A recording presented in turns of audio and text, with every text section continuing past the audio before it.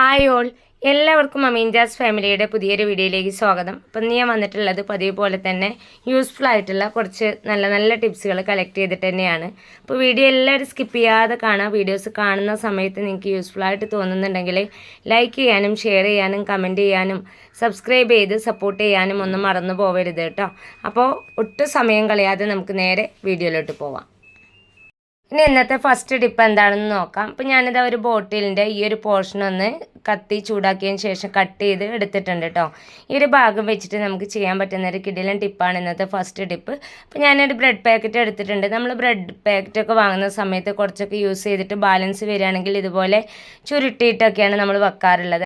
പെട്ടെന്ന് തന്നെ ആ ഒരു ബ്രെഡിലൊക്കെ പൂപ്പിലൊക്കെ വരാനുള്ള ചാൻസ് കൂടുതലാണ്. അപ്പോൾ അത് ഇതുപോലെ നമ്മൾ കീപ്പ് ചെയ്യുകയാണെങ്കിൽ ആ ഒരു പൂപ്പിൽ വരുന്നതൊക്കെ നമുക്ക് മാറ്റാൻ പറ്റും. ബ്രെഡ് പാക്കറ്റ് മാത്രമല്ല കേട്ടോ, നമ്മൾ ഉപയോഗിച്ച് കഴിഞ്ഞ് ബാലൻസ് വരുന്ന ഏത് പാക്കറ്റ് നമുക്ക് ഈ ഒരു രീതിയിൽ കീപ്പ് ചെയ്തെടുക്കുകയാണെങ്കിൽ വളരെ നന്നായിരിക്കും.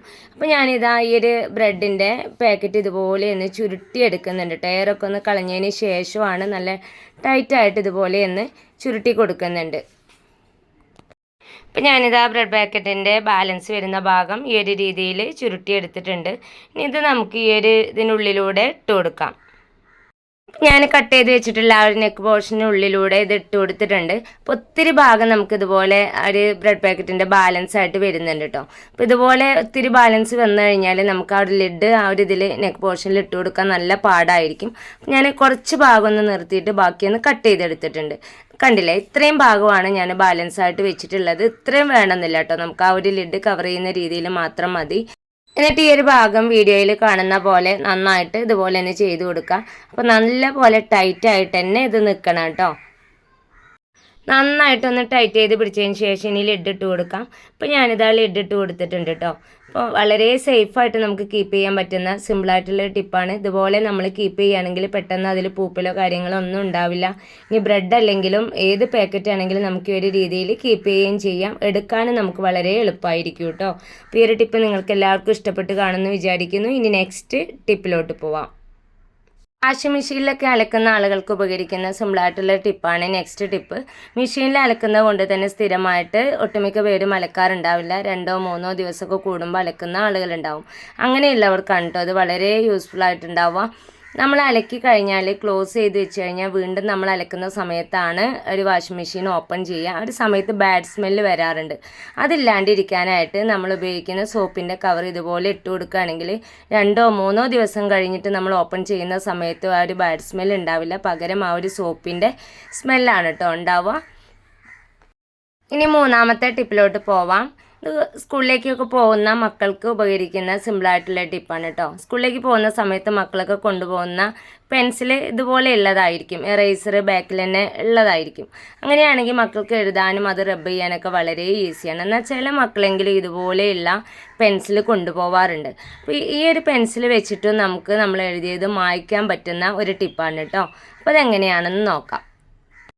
അപ്പോൾ ഞാനിതാ മോൻ്റെ ഒരു സ്കൂൾ ബുക്ക് എടുത്തിട്ടുണ്ട്. അതിൽ പെൻസിൽ വെച്ചിട്ട് നന്നായിട്ട് തന്നെ ഒന്ന് കുത്തി വരഞ്ഞിട്ടുണ്ട് കേട്ടോ. കണ്ടില്ലേ, അത്യാവശ്യം കട്ടിയിൽ തന്നെ വരച്ചെടുത്തിട്ടുണ്ട്. ഇനി ഞാനിത് ഇറേസറുള്ള പെൻസിൽ വെച്ചിട്ട് നമുക്കിത് വളരെ ഈസി ആയിട്ട് തന്നെ റബ്ബ് ചെയ്യാൻ പറ്റും. പക്ഷേ ഇറേസർ ഇല്ലാത്ത പെൻസിലാണ് നമ്മൾ യൂസ് ചെയ്യുന്നത് വെച്ചാൽ എഴുതിയത് മായ്ക്കാനൊക്കെ നമുക്ക് ബുദ്ധിമുട്ടാണ്. എന്നാൽ ഈ ഒരു പെൻസിൽ വെച്ചിട്ട് നമ്മൾ എഴുതിയത് നമുക്ക് മായ്ക്കാൻ പറ്റും. അതിനായിട്ട് നമുക്ക് ആവശ്യമുള്ളത് ഇതാ റബ്ബറാണ്. 3 റബ്ബർ ബാൻഡാണ് ഞാൻ എടുത്തിട്ടുള്ളത്. എന്നിട്ട് ആ ഒരു പെൻസിലിൻ്റെ ബാക്ക് സൈഡിൽ ഇതുപോലെ ഒന്ന് ചുറ്റി കൊടുക്കുന്നുണ്ട് കേട്ടോ. അത്യാവശ്യം കട്ടിയിൽ തന്നെ ചുറ്റി കൊടുക്കണം. മാത്രമല്ല ഗ്യാപ്പില്ലാത്ത രീതിയിൽ വേണം ചുറ്റിയെടുക്കാനായിട്ട്. അപ്പോൾ ഞാൻ 2ാമത്തെ റബ്ബറാണ് ചുറ്റിയെടുക്കുന്നത്. ഇങ്ങനെ 3 റബ്ബർ ബാൻഡ് ഞാൻ ഈ ഒരു പെൻസിലിൻ്റെ ബാക്ക് സൈഡിൽ ചുറ്റിയെടുത്തിട്ടുണ്ട്. എന്നിട്ട് ഇതാ ആ റബ്ബർ നിൽക്കുന്ന ഒരു ഭാഗം കൊണ്ട് നമ്മൾ റബ്ബ് ചെയ്യുമ്പോൾ നിങ്ങൾക്ക് കാണാൻ പറ്റുന്നുണ്ടാവും നമ്മൾ എഴുതിയതെല്ലാം മാഞ്ഞു പോയിട്ടുണ്ട്. ഞാനൊരു തവണ എഴുതിയത് റബ്ബ് ചെയ്തെടുത്തിട്ടുണ്ട്. 2ാമത്തെ തവണ കുറച്ച് കട്ടിയിൽ തന്നെ ഞാൻ വരച്ചെടുത്തിട്ടുണ്ട്. ആ ഒരു പോർഷന് ഞാൻ ഇതുപോലെ തന്നെ റബ്ബ് ചെയ്തെടുത്തിട്ടുണ്ട് കേട്ടോ. അപ്പോൾ വളരെ എളുപ്പത്തിൽ തന്നെ നമുക്കത് റബ്ബ് ചെയ്യാൻ പറ്റിയിട്ടുണ്ട്. അപ്പോൾ ഇനി ഈ ടിപ്പ് എല്ലാവരും ഒന്ന് ട്രൈ ചെയ്ത് നോക്കണം. എന്നിട്ട് നിങ്ങളുടെ ഫീഡ്ബാക്ക് കമൻറ്റിലൂടെ എന്നെ അറിയിക്കാൻ മറക്കരുത്. അപ്പോൾ ഇനി നെക്സ്റ്റ് ടിപ്പിലോട്ട് പോവാം.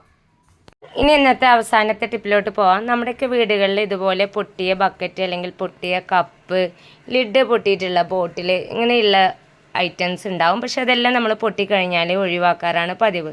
എന്നാൽ നമ്മുടെ വീട്ടിലുള്ള ഇൻഗ്രീഡിയൻസ് വെച്ചിട്ട് തന്നെ നമുക്ക് ആ ഒരു പ്രോബ്ലം സോൾവ് ചെയ്യാൻ പറ്റും കേട്ടോ. ഞാൻ ഈ ഒരു ലിഡാണ് കേട്ടോ എടുത്തിട്ടുള്ളത്. നല്ല രീതിയിൽ തന്നെ പൊട്ടിയിട്ടുണ്ട്, ക്രാക്കൊന്നല്ല, അത്യാവശ്യം നല്ല പൊട്ടൽ തന്നെ ഉണ്ട്. അപ്പോൾ ഈ ഒരു ലിഡാണ് ഞാനിന്ന് ശരിയാക്കി എടുക്കാൻ പോകുന്നത്.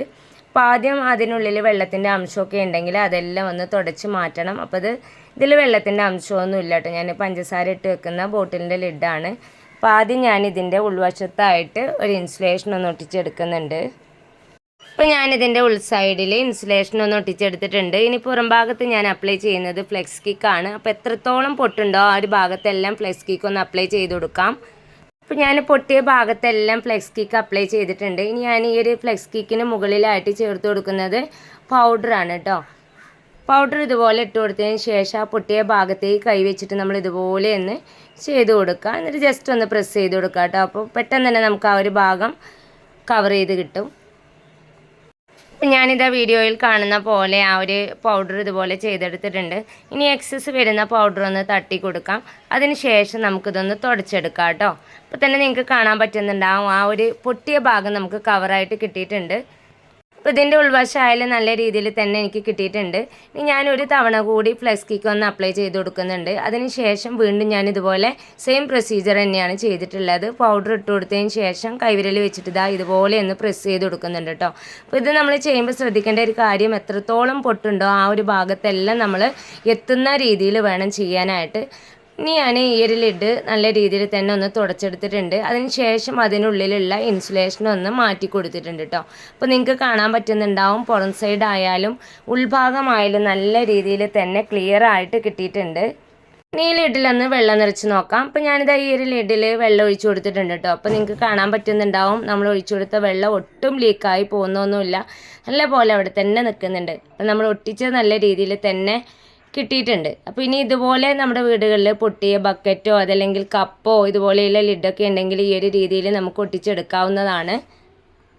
ഞാനിതാ ഇതിലുണ്ടായിരുന്ന വെള്ളം കളഞ്ഞിട്ടുണ്ട് കേട്ടോ. അപ്പോൾ പുറം ഭാഗത്തേക്ക് നോക്കിയാൽ തന്നെ അറിയാം ഒട്ടും വെള്ളത്തിൻ്റെ അംശമൊന്നും വന്നിട്ടില്ല. അപ്പോൾ അത്രത്തോളം നമുക്ക് പെർഫെക്റ്റ് ആയിട്ട് കിട്ടിയിട്ടുണ്ട്. ഇനി നമ്മുടെ വീടുകളിൽ ഇതുപോലെ ഉണ്ടെങ്കിൽ 5 പൈസ മുടക്കില്ലാതെ നമുക്ക് സിമ്പിളായിട്ടുള്ള രീതിയിൽ ഇത് ഒട്ടിച്ചെടുക്കാൻ പറ്റും. അപ്പോൾ എല്ലാവരും ഈ ഒരു ടിപ്പ് ഒന്ന് ചെയ്ത് നോക്കുക. അപ്പോൾ ഇന്നത്തെ ടിപ്സുകൾ നിങ്ങൾക്ക് എല്ലാവർക്കും യൂസ്ഫുള്ളായി കാണുമെന്ന് വിചാരിക്കുന്നു. ഇത്രയും നേരം എൻ്റെ വീഡിയോസ് കണ്ട് സപ്പോർട്ട് ചെയ്ത് എൻ്റെ എല്ലാ കൂട്ടുകാർക്കും ഹൃദയം നിറഞ്ഞ നന്ദി. അപ്പോൾ ഇൻഷാല്ല അടുത്തടി കിടിലൻ വീഡിയോസ് ആയിട്ട് ഞാൻ വീണ്ടും വരാം. Thanks for watching.